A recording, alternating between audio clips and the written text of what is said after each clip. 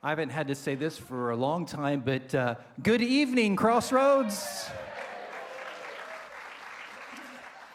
Welcome back. It's so good to have you back with us tonight for this special service. We haven't done anything on a Sunday night in a long time, so it's good to have you back for part two. Did you enjoy this morning? Yeah. Great. Wonderful, wonderful. So let's go ahead and get it started. We've allocated the entire hour to our guest speaker today. As we mentioned this morning, we have had a long partnership with Creation Ministries International and have brought in guest speakers in the past to really help to increase our knowledge and understanding on the topics of creation. So we're hoping that we'll be able once again to achieve that goal with what we presented this morning and also what we're going to receive tonight. So would you please join me in welcoming our guest speaker, Dr. Jonathan Sarfati.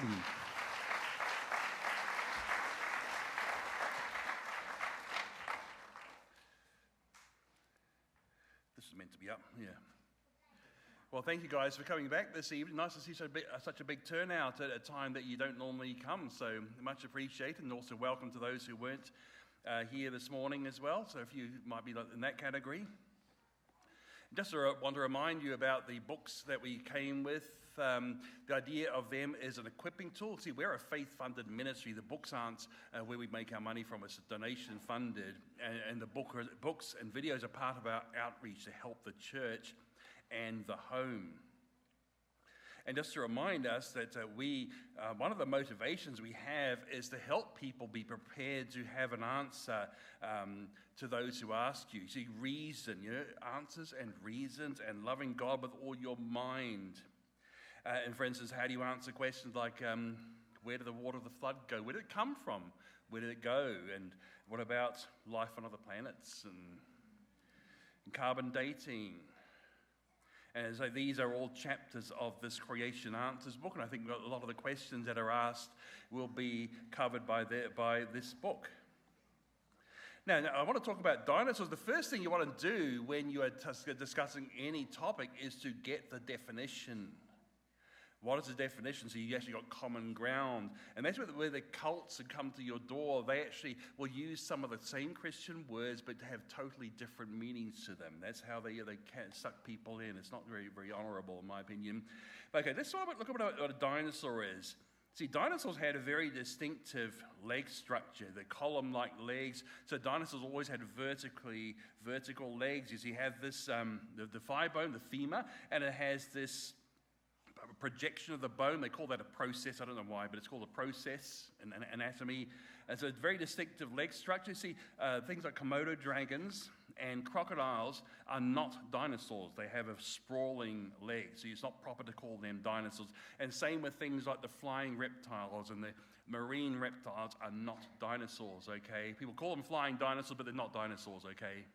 They don't have this leg structure. Another thing, see, this goes into the hip bone, but the unique thing about a dinosaur hip bone is that it's so hollow there. See, we have a cup-shaped thing there where the thigh bone goes in, okay? But they have a hollow part there. That's a very distinctive feature of dinosaurs, having that hollow part in the hip bone. They call that acetabulum, which is Latin for little vinegar cup. Because in our case, it's shaped like a vinegar cup. In the dinosaur's case, it's a hole. Now, what I want to do now, I hope I've got the terms defined, is to go to our real source.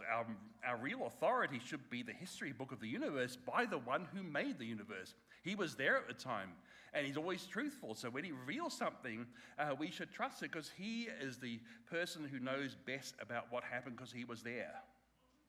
So when it comes to dinosaurs, first of all, when do they exist? Well, we go to the history book, and we go to the very first chapter.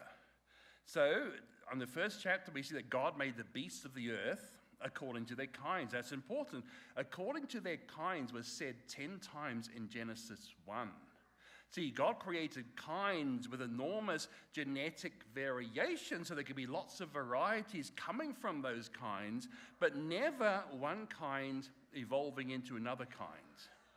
So loads of different kinds of dinosaurs, maybe 50 or so kind of dinosaurs, not as many as people think. Now, also on day 6 rather, God made humans, male and female, both male and female in God's image, both given dominion and told to multiply. See, Genesis 2 is not a separate creation account, it's an elaboration of the culmination. The end point of Genesis 1 was creation of humans in God's image, and Genesis 2 elaborates on that, giving far more detail. Adam was created first out of the dust, then he named all the animals. And by the way, naming in the Bible is an exercise of authority. See, Genesis 1, man has dominion. Genesis 2, Adam exercises dominion by naming. Then God made Eve from Adam's rib.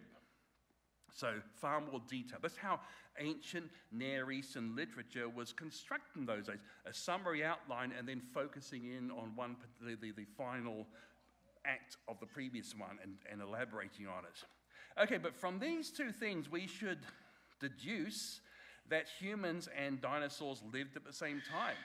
And this is a radical idea for many of you, possibly, because you've been told that dinosaurs died out 66 million years ago. But this is what the Bible tells us. This is what is a logical deduction from the Bible, that humans and dinosaurs lived at the same time. So one pushback you might get is, if dinosaurs and humans lived at the same time, why don't we find their fossils together? Now, the assumption behind that is, if things live together, they will be fossilized together. But is this a true assumption? Well, I'll show you why it's not. See, in the foreground here, we have a fish called the coelacanth, and for a long time, they thought the coelacanth was extinct from the time of the dinosaurs. But now, of course, we know the coelacanth is alive and well today. Now, in the background, we have a whale. Now, whale fossils and coelacanth fossils are never found fossilized. They're never found fossilized together, but we know they live together, because they do, okay? They live in the sea together. So from this, we should understand the fossil record is not a sequence of age. It's a sequence of burial by the global flood of Noah's time. And so it's a case of what the flood buried together. Now, it's interesting. There are things that could not have lived together but are buried together. Like you find dinosaur fossils along with sea creature fossils in the same place, because you have this gigantic flood that washed them into a basin and buried them.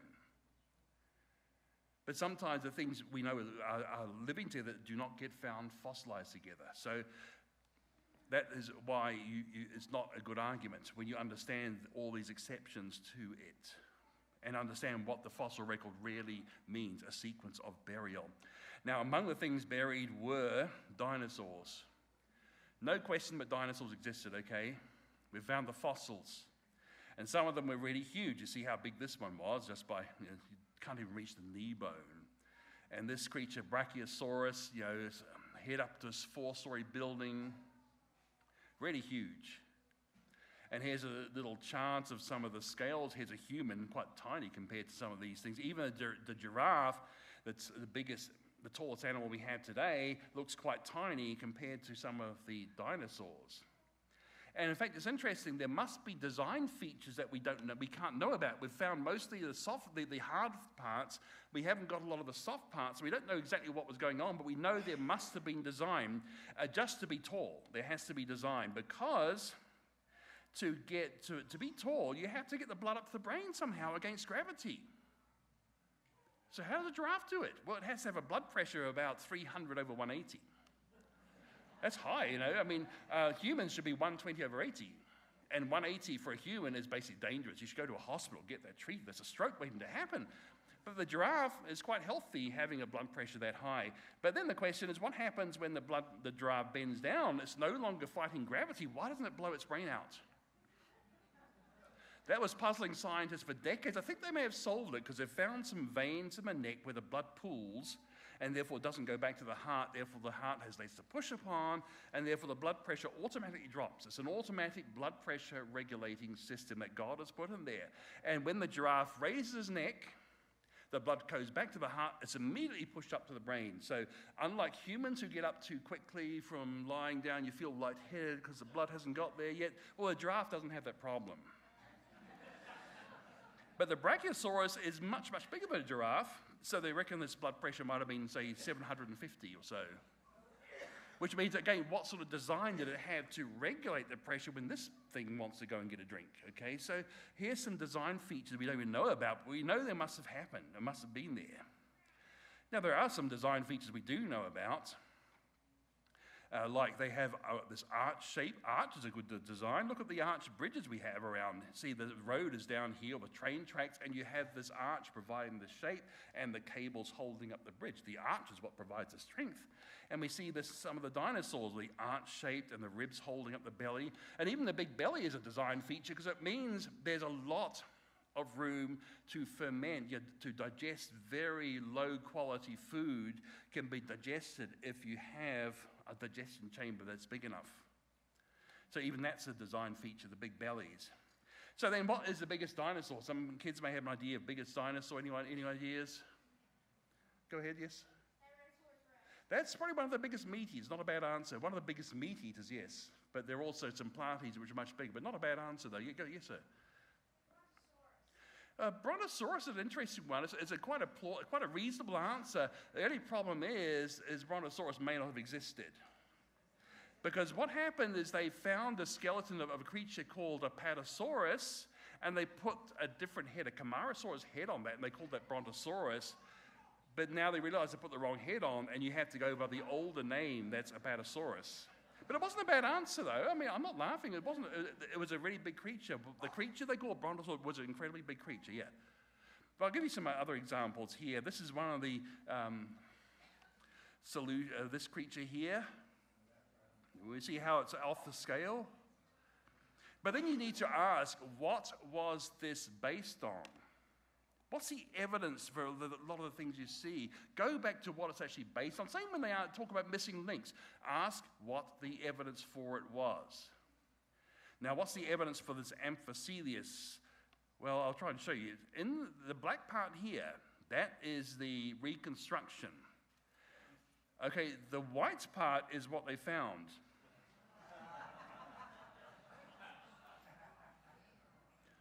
I think they may have been taking some liberties there, okay? Now, when it comes to, say, Diplodocus, here's a human here, and the Diplodocus has most of the bones. That's fair to say we've got that creature, we've got the bones for it. I think the longest dinosaur from a complete skeleton is probably this one, from a complete skeleton, and the biggest might well be Brachiosaurus, the most massive from a complete skeleton. See, these other things, they were very large creatures, but we've got so few of the bones, we're really making a guess, or educated guess maybe, but it's still a bit of a guess. We haven't got so many of the bones we need.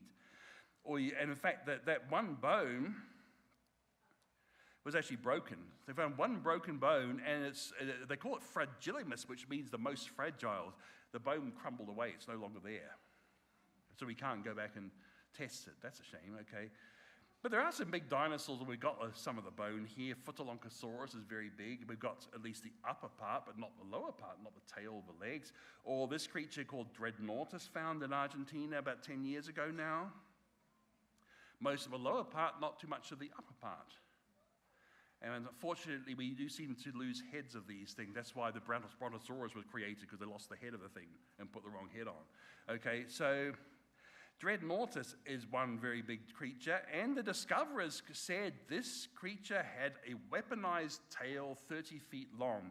They could tell because these bones here, these projections here, they attach powerful muscles. So you can imagine a 30-foot-long tail, very heavily muscled, very, very strong, a weapon against all the things that might want to eat it. Okay, I want you to keep that in mind, okay? Now, a question that you'll ask is, why isn't the word dinosaur in the Bible? I'd say it'd be a miracle it wasn't in the Bible. Because look at the timeline here. See, the word dinosaur, invented in 1841, is long after the King James Bible. 230 years difference between the King James Bible and the invention of the word dinosaur. So, of course, the word dinosaur is not going to be in the King James Bible because it didn't exist at the time. They couldn't use a word that didn't exist. And here are some earlier English Bibles, too. But there are creatures that are described in the Bible and in other cultures that seem to match what we now call dinosaurs. Now let's go to the invention of dinosaur. Sir Richard Owen invented it because it comes from Greek words meaning terrible lizard. I mean, that's why you have a lot of dinosaur names ending in saurus, because it means something lizard or something reptile. Like Brachiosaurus means arm lizard because its hind limbs are very long, so they called it arm lizard, okay? Now, Owen was the leading paleontologist and anatomist of his day, one of the leading scientists in the world at the time, and he was a very staunch opponent of Darwin. So Darwin in his day did not have good support from the scientific community. Sad to say, he got some support from the Church of England. So there might have been a religion versus science battle, but it's the opposite of what you might think it was. A lot of the scientists were the ones in opposition to Darwin for scientific reasons, including Sir Richard Owen. Now, let's compare that. I mean, some of you here might be old enough to remember you had to use calculators and logbooks. I did at school. I'm sort of aging myself. But the word calculator is a very new word, a very old word. Calculator goes back at least to the Middle Ages. It's hundreds of years older than the word dinosaur, but you think of dinosaurs as being ancient and calculators as being modern, but the word calculator is very much older than the word dinosaur. But there are things in the Bible that do seem to match what we now call dinosaurs. And now I want to go into the oldest book of the Bible that was completed, the book of Job, probably written around the time of Jacob, okay? See, but Genesis goes back to older events, the creation of the world, but it goes right up to Joseph, but I think Job may have been written, maybe Abraham or Isaac, maybe Jacob, okay, so maybe Job was finished before Genesis was. And towards the end of the book, God gives Job and those three so-called friends of his a creation lesson. And he goes to all these different types of animals. We know what they are. These are clear. You know what these animals are. But then he gets to Job 40. What do we find? We find this very peculiar creature here, Behemoth. God says, behold, Behemoth. So Job is meant to know what he's talking about, right? But what does a behemoth mean? It's not an English word, it's a Hebrew word. The translators didn't know what it meant, so they left the Hebrew alone. But what I can tell you is behemoth is a plural word. It means beasts in the plural. Behemah means one beast, behemoth means more than one beast. So why do we have a single creature with a plural term? The implication is meant to be the beast of beasts. It's the greatest beast that God had ever made. That's the implication of behemoth. And he's a plant eater. He's got a very powerful loins, the hip area, hip and upper and the thighs. And it tells you he moves his tail like a cedar. Well, what's a cedar? This is a cedar. So you have a tail compared to a cedar. But then you go to some study Bibles and they suggest that behemoth was an elephant. So here's an elephant tail.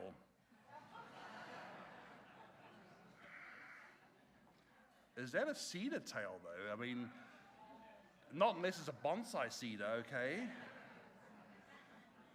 Now, another candidate was a hippopotamus. Well, so this doesn't work. Here's a better idea. Is this... The sound not working, okay. I was meant to have sound on this. Okay, who's got the sound? Who's controlling the sound? I think it was. I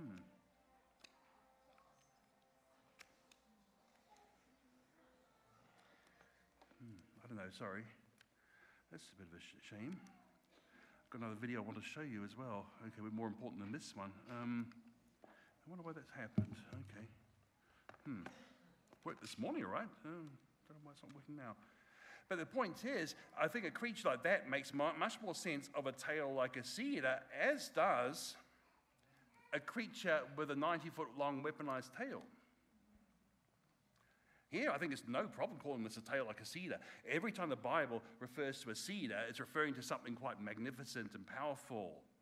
So there's a reason. There must be a reason for saying tail like a cedar. There has to be a tail like this. So it looks like the behemoth was a creature like this.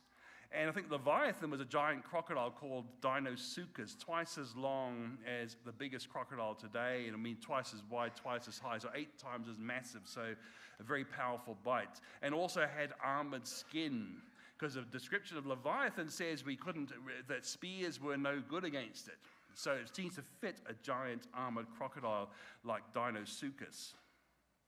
Now, other cultures talk about dragons. See, dragons may well be what people sightings of things they would now call dinosaurs, like this one here, 800-year-old temple. Stegosaurus, very distinctive. So it means the artist, the carver, either saw one or knew someone who saw one, had reports of one of these creatures. Now it's interesting, we don't find fossil Stegosaurus there. But it looks like they saw a living one, and even had the right sort of arrangement for the plates, because when this creature was rediscovered in America in the 19th century, they had the plates flat on the back, and they called it roof lizard. Stegosaurus means roof lizard. And they now know that's wrong, and the plates were up and staggered. But it's interesting, 800 years old, they had the right arrangement of the plates. Another thing they've found, of course, is lots of the dragon legends around the world. And it's interesting, the dragon legends ended often with humans beating the dragon. Now, for instance, the Chinese calendar has a cycle of 12 animals, and 11 of the animals, we know perfectly well what they are. It seems the dragon is just another animal as far as the ancient Chinese were concerned. Not something magical, it's just another animal. And now the Chinese word for dragon is long. And it's interesting, the Chinese word for dinosaur is konglong, which means terrible dragon. And a lot of the Chinese dinosaurs now are having names ending in long instead of saurus. It's interesting that they understand the connection between the dinosaurs and the dragons, and there are other things here which seem to point to it. Actual ancient carvings that seem to match the best descriptions of what we now call dinosaurs. All around the place we find that. The flag of Wales is a dragon. Now, I think some of the dragon legends grow in the telling. You know, it's like you go to catch a fish this big, you go to the pub the next day, it's this big, tell your grandchildren it's this big, okay? See, the dragons are gone, there's no one story. And I think you've got that sort of thing going on, but also conflation of different dinosaurs into one. Horns and teeth and claws and tails and maybe wings. Different creatures had those things, maybe combined into one creature is what happened once the dinosaurs had died out, okay? And let's face it, I think humans could have beaten dinosaurs with traps and weaponry and poison and fire. And think about how, you think of the great American novel, one of the earliest ones was Moby Dick, handheld harpoons, wooden sailing ships, and humans almost wiped out the whales. So if they could do it to whales, and whales have home turf advantage, and bigger brains than dinosaurs, I think we could have done it to the dinosaurs too. And maybe that's the problem, maybe that's why we haven't got any today. Now, what happened to dinosaurs? Well, it's interesting looking at the fossil record. I talked about that this morning, how fossils are very strong evidence of rapid, very fast and violent processes. One of them is this one here. Fossils of dinosaurs fossilized in Mongolia, and they were in the middle of a fight. You managed to catch them right in the middle of a fight to the death. So that's very rapid. And then you have this very peculiar dinosaur death pose. You go around the museums, you find the original fossil had this very unusual, unnatural neck being swung back. They even call that the dino death pose. Now, what could have caused that? Well, they seem to solve the problem, because what they did, some scientists, they killed some chickens and immediately dunked them into cold water, and their necks swung up. Isn't that interesting? See, what seems to have happened, the creature with long necks, the muscles would get too tired. Think about this. I'm holding weight up like this, not too hard. Hold it like this, much harder, right? Because of the leverage against you. So if my muscles had to do it, I couldn't do this for very long. So think about a dinosaur with a long neck and a head out there. But they have a design feature and a very strong elastic ligament going down the spine that helps hold up the neck. Not all the work, but just most of it, okay? Now, after death, you expect the muscles to not work anymore, the head will flop down. But imagine after death, the dinosaurs are submerged in water, and the buoyancy of the water holds up the weight, and now the ligament's powerful enough to bring the head back. with no muscles working to oppose it, no buoyancy, and just the elastic ligament pulling it right back. And that's what we seem to find, that this dinosaur death pose is evidence that they were in water at the time of death. Now, what could have caused lots of dinosaurs to be in water at the time of death? And then they're buried in that position before they had a chance to straighten. So that's very powerful evidence they were buried during a flood. Okay, that's one thing, is the burial thing. Another thing is finding footprints of dinosaurs. Now think about this. If you left a footprint outside, how long would it last for? Millions of years? A week? A day? Now, it goes back to Australia, my home country, my home state of Queensland in Australia. They found about 3,000 dinosaur footprints, but they had to remove the top layer to expose the bottom layer. And the top layer is dated to millions of years younger than that bottom layer. Here's a problem, though. As soon as they removed that top layer, these footprints started to wear away. And so they put a protecting shed over it. No, that wasn't good enough. So now they're inside a conservation building that controls temperature and humidity, stops running water, stops running animals, just to stop these footprints wearing away, and they're in rock now. When they were made, they had to be made in soft material so it could leave an imprint. So the question is, how would these footprints survive exposed to the elements for millions of years without being worn away? The answer is they were not exposed. They were very quickly buried by the next layer. And it's also interesting that not just dinosaurs, but other creatures as well. In fact, the latest Creation magazine published, the next one after the one you get, has an article about bird tracks dated millions of years before the birds. So every time we're finding these creatures, the footprint is lower than the animal that could have made them. Now, animals don't live millions of years. So the answer is these animals were running away from the flood, leaving footprints, that layer got buried, and then eventually the flood caught up with the animal on higher ground. But in reality, there can't be any time between when the footprints are laid and when the animal's buried, not millions of years. Now, another interesting thing they found with dinosaurs is they actually do have soft tissue in dinosaur bones, including blood cells.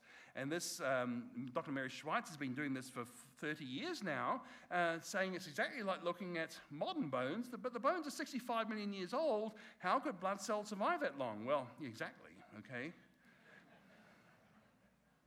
And here are some soft and stretchy blood vessels. I mean, the blood vessels are still elastic, and they're even finding individual cells there, as well as proteins that could only come from the animals, like the animal proteins, not plant or bacterial proteins. And in fact, she's a careful experimenter because she did the tests so many times. She didn't believe it herself, so she kept on doing the experiment to test and test and test, and it came out every time. In fact, even DNA has been found in dinosaur bones. You see, there's a special probe molecule that lights up a fluorescent signal. If it lodges in the DNA double helix, it lights up a fluorescent signal, which means that DNA is in a helix. It must be enough of the DNA to form a helix. But then we do real chemistry and work out how fast DNA breaks down. And here's a little summary chart. You see, I could freeze it at -5, or 23 American degrees, okay? Here are the proper ones, okay? And you see the time, it's completely broken up in 7 million years. That's when it's frozen. And if you go to a higher temperature, the time before it's completely broken apart is much less. That's a problem, I would have thought, because these things are dated to 10 times as old as this bottom figure, and there's still DNA in a double helix there. And yet the chemistry works out, the length that we're finding is matching up with dinosaurs that were buried in a flood about 4,500 years ago. And it's what she has to admit, that when we think about the laws of chemistry and biology, everything else, say we know it should be gone, it should be degraded completely. So I'm hoping what so far I've shown you, dinosaurs' fossils are evidence they were buried by a global flood, and also show evidence they weren't around that long ago, thanks to the founding DNA, soft tissues, proteins in dinosaur bones. They can't be millions of years old to have that there. But okay, how did dinosaurs survive such that Job and the Chinese culture and other cultures saw them? Well, they were on the ark. No, not this horrible thing. I hate that thing. Goodness. Please never show that picture to kids, okay? When you show that picture, you're telling the kids the ark's a fairy story. But the Bible's a history book. It's a real history book. There's no reason not to show kids age-appropriate ways of showing how big this thing was.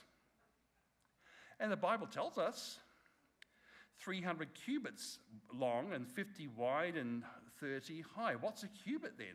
Well, a cubit is the longest fingertip to your elbow. That's what a cubit is. Cubit is Latin for elbow. That's all that means. If you have a blood draw from here, this is called the cubital fossa. Some useless information for you, maybe, okay. But that's what a cubit is. And of course, a cubit varies from person to person. Well, mine's about 19 inches, okay. But say the cubit's 18 inches. Let's be conservative. It's 18-inch cubit. So how long is the ark? Well, it's longer than a football field and wide enough to block 6 lanes of the interstate and taller than a 4-story building. That's a huge boat. I mean, that's why I think the local flood story doesn't make sense. Why go to this trouble to building this humongous boat if all you had to do is migrate to somewhere else? You only build this huge boat because there's nowhere to go. And I've calculated my Genesis commentary, I did the calculations, and also the Titans book, the Titans of the Earth, I did some calculations of how big this was. Now, you guys drive on the road, you see these semi-trailers on the road blocking all the lanes that you can't see in front of you because of them, right? Okay. See, they can carry loads of animals, right? Okay, see, a semi-trailer can carry over 300 sheep, sheep weighing over 100 pounds each. And each one of those can carry 300, but the ark had the volume of 340 semi-trailers, which means it had the capacity for 100,000 animals the size of a sheep, and most animals are smaller than a sheep. Okay. Another thing is, it's so long and wide, it's almost impossible to capsize.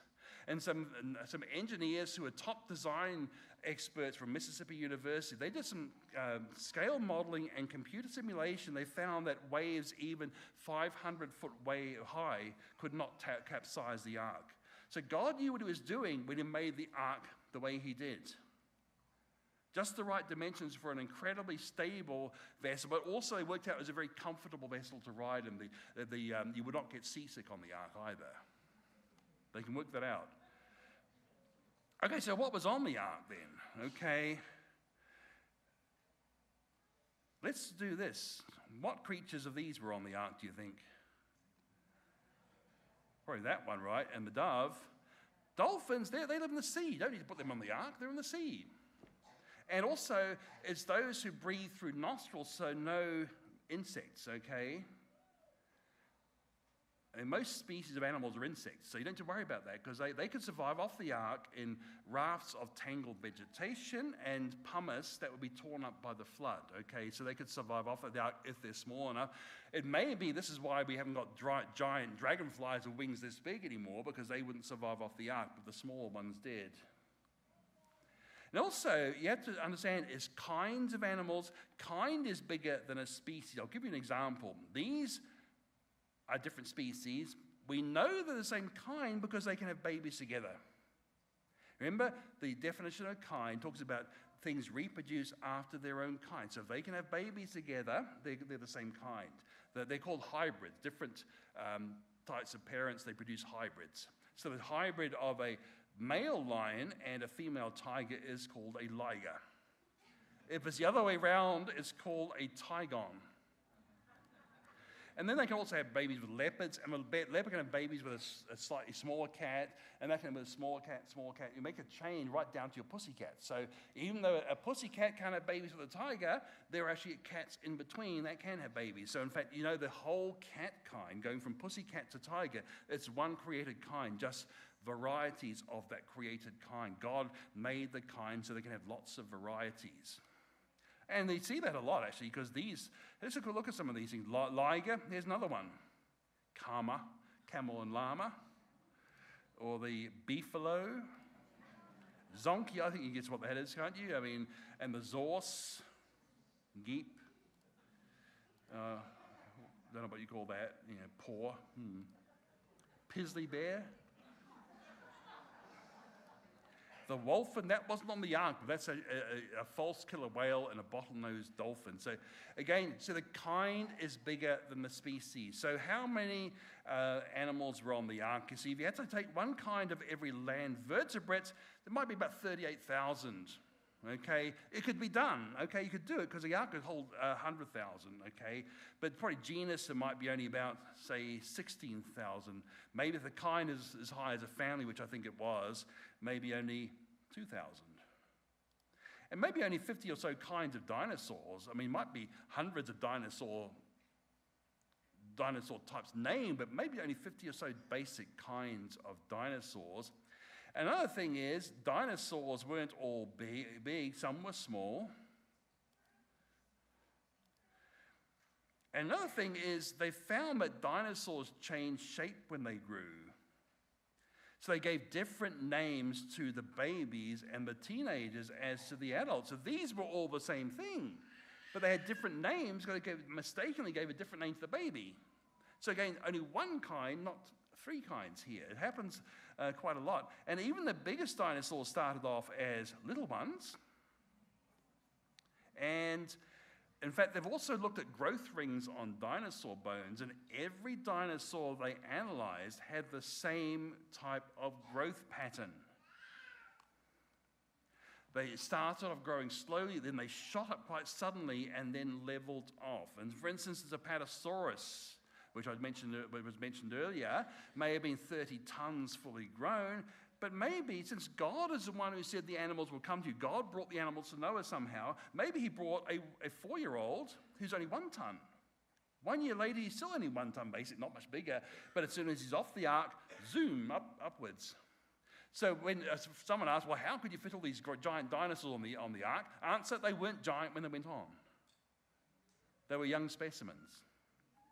And all sorts of other things we could talk about, for instance, how do you take care of animal waste? Well, in fact, farmers around the world do it with very low-tech solutions. I mean, to keep the animals over winter, you have the potstal, that's a Dutch word for a deep litter system, where you just keep on piling up the straw sawdust or straw, and it absorbs all the yucky stuff, okay? It doesn't smell until you actually have to clean out after winter. While in use, it's quite pleasant smelling, really, as far as animal enclosures can be. Or you have the Groepstaal, or the gravity drain gutter system, where you have a central gutter for the waste, and you also have central feeding and watering troughs. So it's not a case of Noah having to take care of thousands of animals. He would have had a central filling station for the grain or the dried meat pellets and water, and a trough they could feed in. So very low maintenance ways of control of feeding the animals. So okay, the last thing I did, so this is how you do it, but the last thing is what happened to the dinosaurs. Okay, and loads of weird theories have been seriously proposed, like the junkie theory, which says narcotic plants evolved, and the plant eaters got stoned, and the meat eaters had nothing left to hunt. Or you have the constipation theory, where you have low roughage food evolving, and they got indigestion. Or the meteorite theory, but the problem is the meteorite happened at the wrong time. If you rely on evolutionary dating, which I don't, I'm saying if you want to stick to evolution and the dating, well, the meteorite happened after things like Brachiosaur and Stegosaur went extinct, so it couldn't have caused those. But also it wiped out the wrong things. Why didn't it wipe out crocodiles or frogs or moths or flowering plants, which would be far more vulnerable than dinosaurs who ruled the earth for 180 million years, so we're told. So that would have wiped out the wrong thing. So dinosaurs' extinction really is a mystery, but in fact, lots of things have become extinct, not just dinosaurs. And I think human hunting had a lot to do with it, as I mentioned before. And my favorite evolutionary theory is this one, that tobacco evolved, they all died of lung cancer. So you could say, if we can summarize what I'm talking about before I go into Q&A time, is that dinosaurs tell us about God's creativity. There's amazing designs there, the amazing variety of these magnificent creatures that no longer are with us.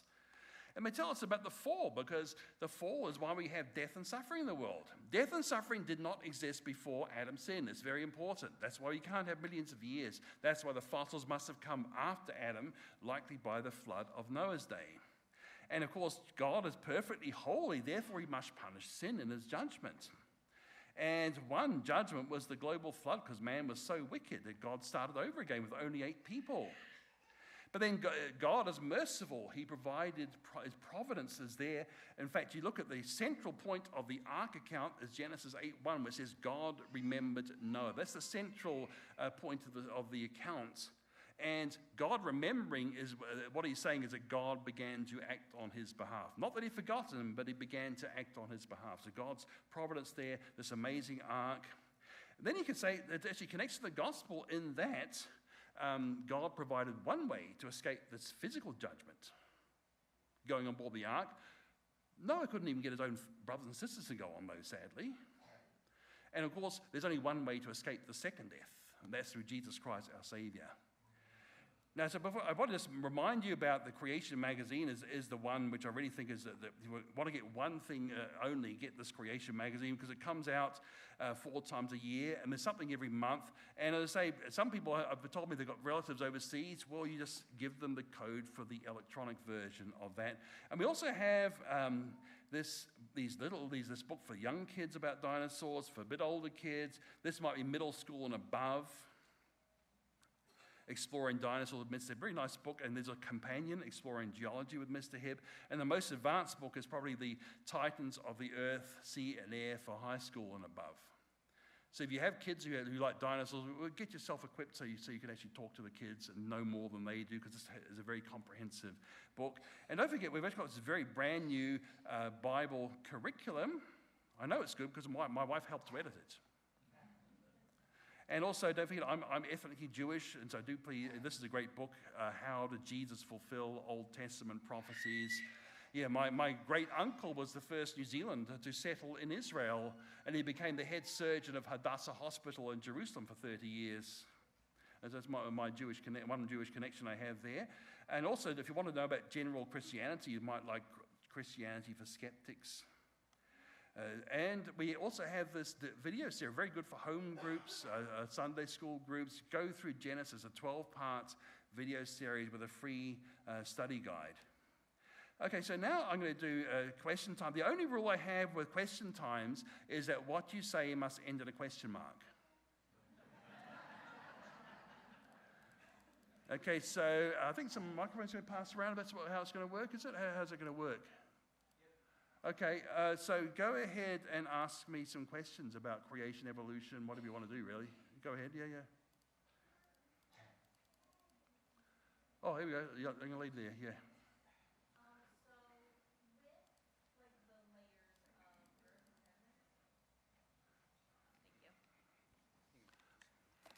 With the layers of earth and sediment and how fossils are deposited, why do we not find dinosaur fossils and hominid fossils in the same layers?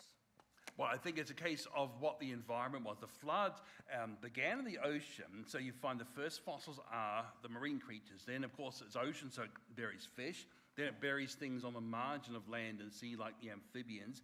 And it seems that dinosaurs lived in places a bit closer to the margin of land and sea, because you find dinosaur fossils with a lot of sea fossils sometimes, while mammal fossils and hominid fossils seem to have lived further inland and therefore would have been overcome by the flood a bit later and therefore on higher ground. It's because they weren't living in the same areas is why you don't find them buried together.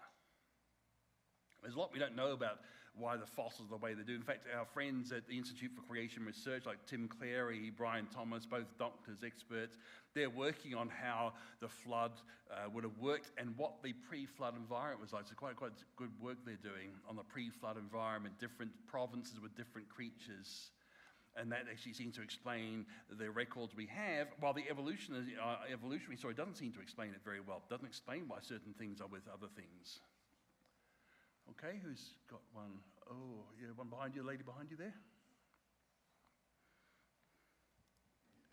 I understand that some people or scientists believe that dinosaurs came from birds or had feathers. Do we know what kind of skin that they did have? Okay, I think what they believe is that the birds came from dinosaurs.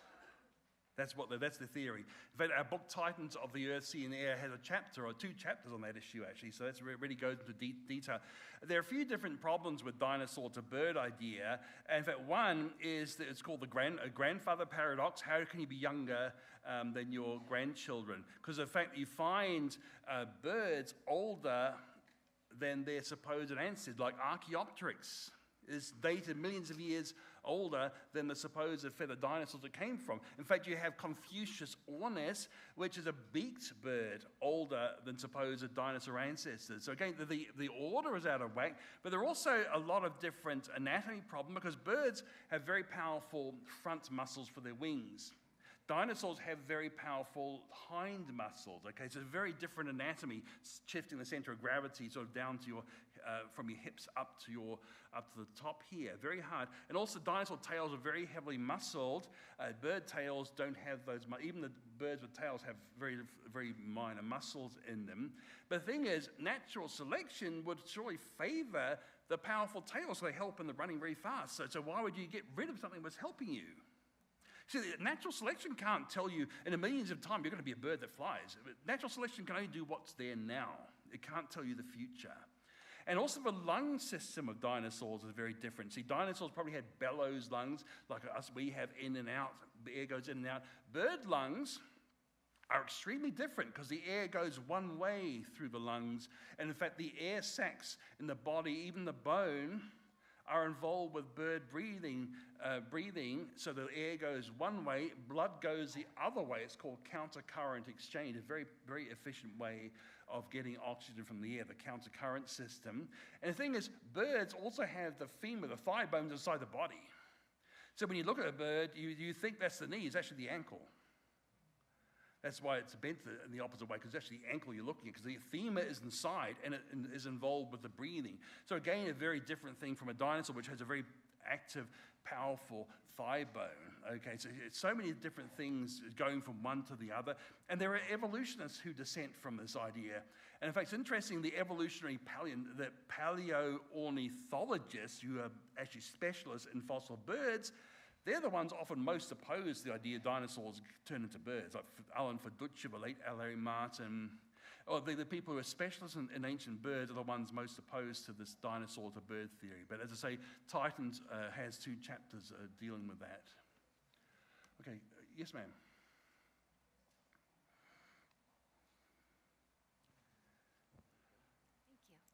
Thank you. You alluded to it earlier about the dragonfly being larger. Yes. Back when creation was first done, was the oxygen levels different back then, and the animals and vegetation and all that bigger than what? Okay, that's a reasonable question. I did actually address that in my Genesis commentary. I talk about the atmosphere higher in oxygen. I think the evidence is equivocal. I wouldn't want to be dogmatic one way or the other. I don't think it needs to be, okay? See, the reason they thought so is they believe insects don't breathe. They thought that the oxygen had to seep through holes, the spiracles in the sides, through tubes called tracheae, and that's how that. So they weren't breathing. Therefore, to have a scaled-up insect, you'd have to have much higher oxygen pressures for them to be able to get enough oxygen. But they found very clearly insects really do breathe. We talked about that in our Creation magazine a while back when it was discovered. As soon as it was discovered, we had an article on it, and my commentary talks about insects really do breathe, so therefore that argument against for a higher oxygen doesn't follow anymore. Okay, but I think that my explanation that they couldn't survive the way small insects could off the ark, because they weren't passengers on the ark, so therefore they would have been wiped out because they couldn't survive on these big rafts. In fact, in a future Creation magazine, in fact, not maybe the one after this one that you'll hopefully subscribe to, you'll get it very soon when it comes out. It's about giant creatures like these well, not really dragonflies, they're called griffin flies, but giant sort of dragonfly-like creatures, yeah. So very interesting, but I don't think it proves a higher oxygen level. I'm not saying you're wrong, I'm just saying the evidence could be one way or the other, okay? Okay, there was a question. Okay, we'll get to you next time, okay? Yeah, one down here after that, please, yeah. When we were in school, we learned about cavemen. Yes. When in the Bible was there cavemen? Different. Well, actually, I can tell you, King David was a caveman, remember? He hid from Saul in a cave. I actually went to the cave. I mean, my Israeli cousins showed me the cave where he probably hid in Mount Carmel. Okay. The thing is, things like cavemen, the Neanderthals and the Homo erectus were probably post-Babel. See, in Babel, you have God punishing them because they refuse his command to fill the earth. They stay in build this ridiculous tower, okay? And so God confused the languages.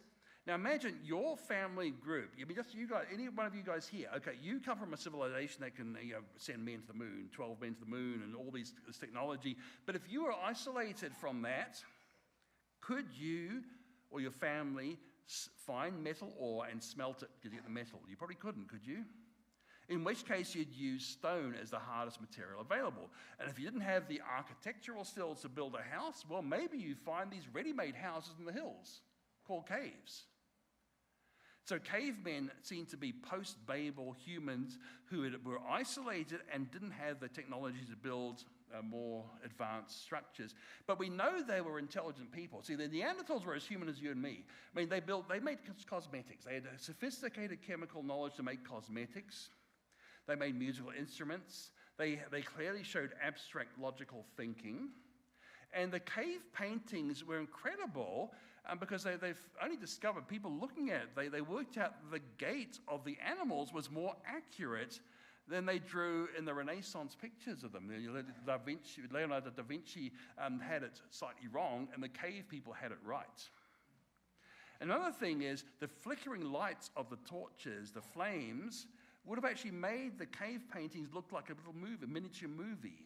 It actually had the illusion of an animal moving. That's how accurate they were doing. So the flickering, like our TV, for instance, it's actually not really moving. It's just different pictures going too fast for our eye to see. And this would have actually been seen with cave paintings too. It's flickering. The flickering light made it look like it was moving. So they were not primitive people, but just as much as we are, but just lost some of the information that their ancestors once had. I think you were next, I think, yeah. You're very patient. Okay, you ready for this? I don't know. What was the firmament? Does it still exist? Did the catastrophic plate tectonics, could that have been the opening of the opening of the deep?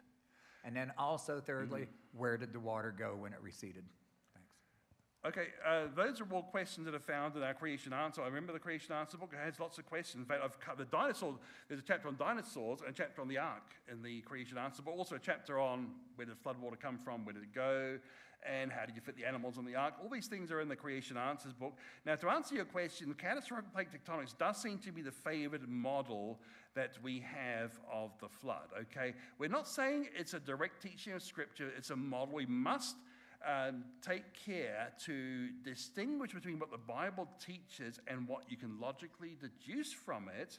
Hold firmly to that, but the models must be held loosely, because the models are our attempt to sort of make sense of the Bible, where the Bible doesn't give us all the information. It gives us true information, but it doesn't give us exhaustive information, and therefore we have some leeway to make models. I'll just go to find my flood talk. About why. See, the firmament is not a especially good translation. The word in Hebrew is rakia, which means expanse. It comes from the verb rakah, which means to stretch out or expand. So the emphasis is on the expansion and not on the material. So you find a lot of translations say it's an expanse, okay, rather than something firm.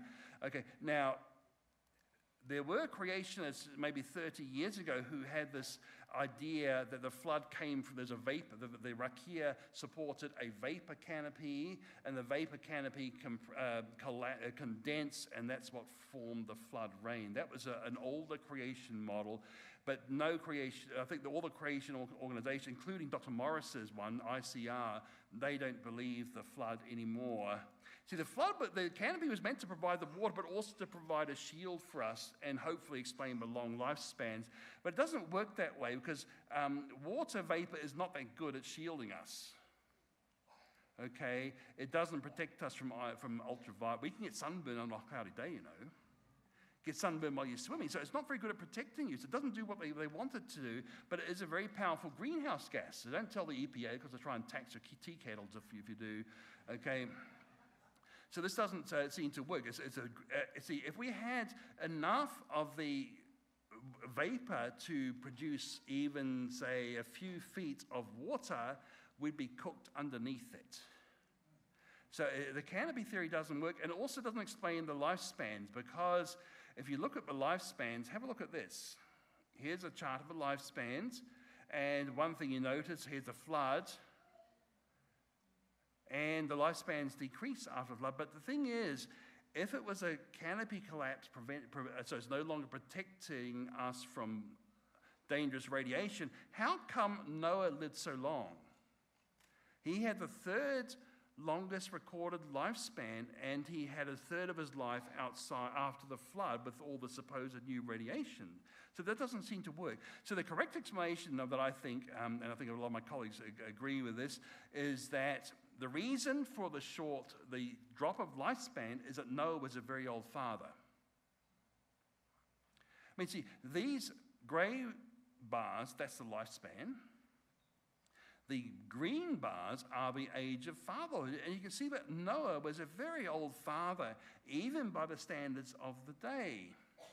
And a bit of a biology lesson for you is that men and women are different.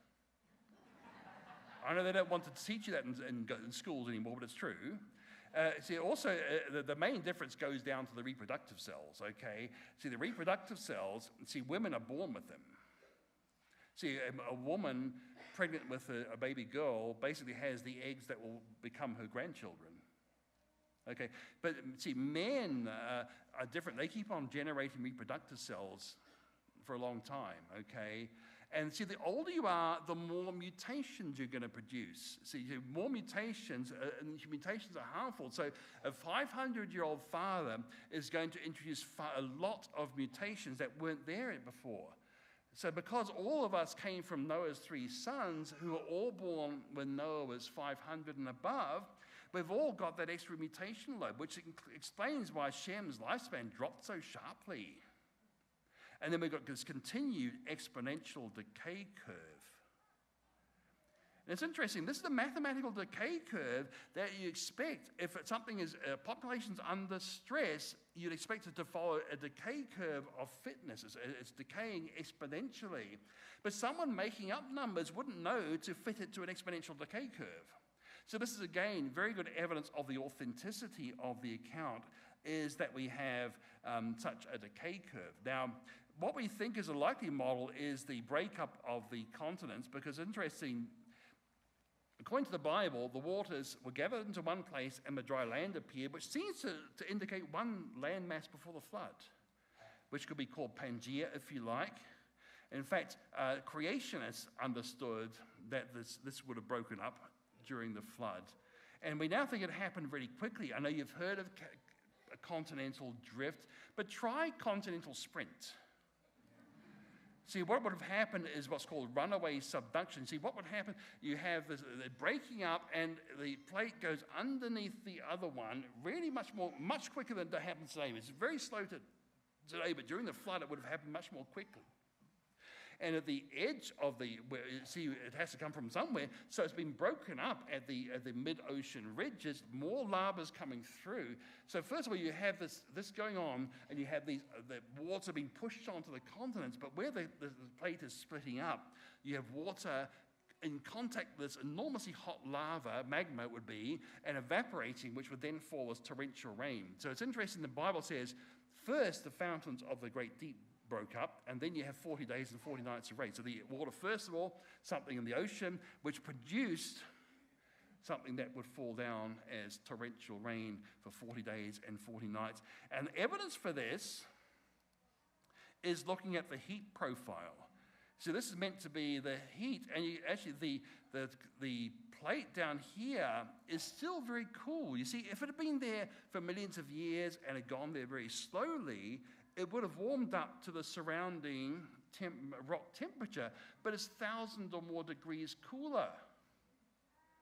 which means it hasn't been there long enough for the temperature to equilibrate.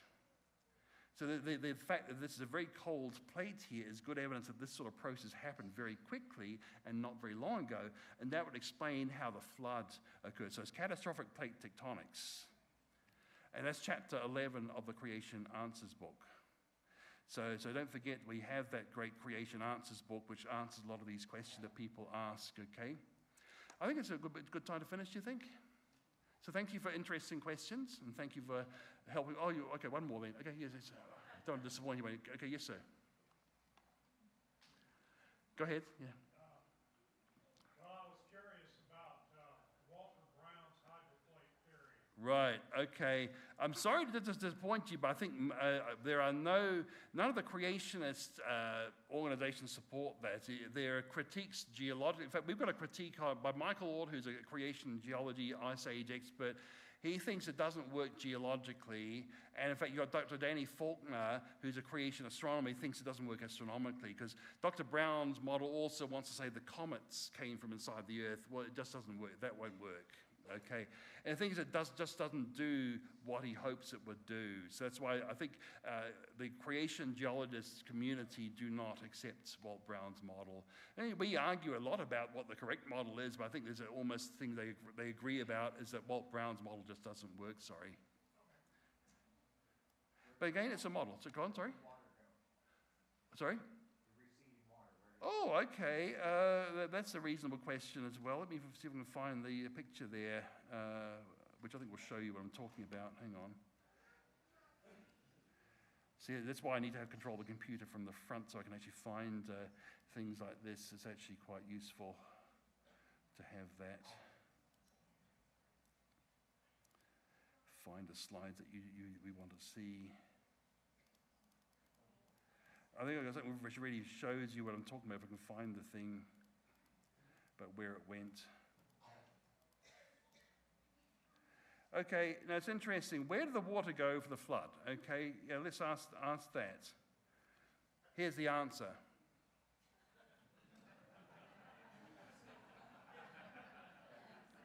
The earth is 70% covered by water. And in fact, if you flattened the mountains down and raised the ocean bottoms up so everything was totally smooth, the water would cover the whole earth to about 2 miles deep. So there's plenty of water to cover the whole earth. It's just a matter of making the surface more even. In fact, the Bible talks about Psalm 104, the mountains rose, the valleys sank down, and the water ran from the high parts to the low parts. So that's where the water of the flood is, just because the land rose, valleys sank, water coming into the ocean. Now, here's a little thing for you. They believe that there was very heavy flooding on this planet. There's not a drop of liquid water on this planet. But they want to tell me there was huge flooding on this planet sometime in the past. Okay, but they don't want to believe in flooding on this planet.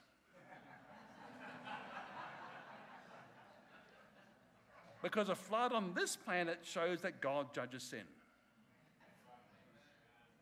If it wasn't for that, they'd be happy to believe. If you believe in flood on this planet, you can certainly believe it in this planet, okay? Okay, that seems to be a good time. So thanks again for very interesting questions. Thanks.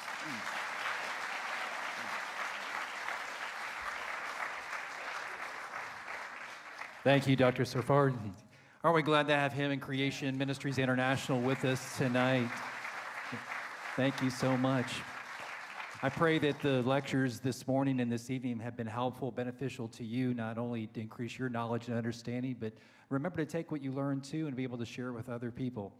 So let's do this before we take off. Let's have a word of prayer. Would you please stand up with me at this time? And I'm going to ask actually our technical director, Caleb Mobile, to come up. Caleb has done so much work behind the scenes to work with Creation International, or Creation Ministries International, to put all this together for you all this morning and this evening. He has worked so hard, so we appreciate Caleb, not only for what he did today, but what he does week in and week out at Crossroads, behind the scenes, for our benefit here. So aren't we thankful for Caleb?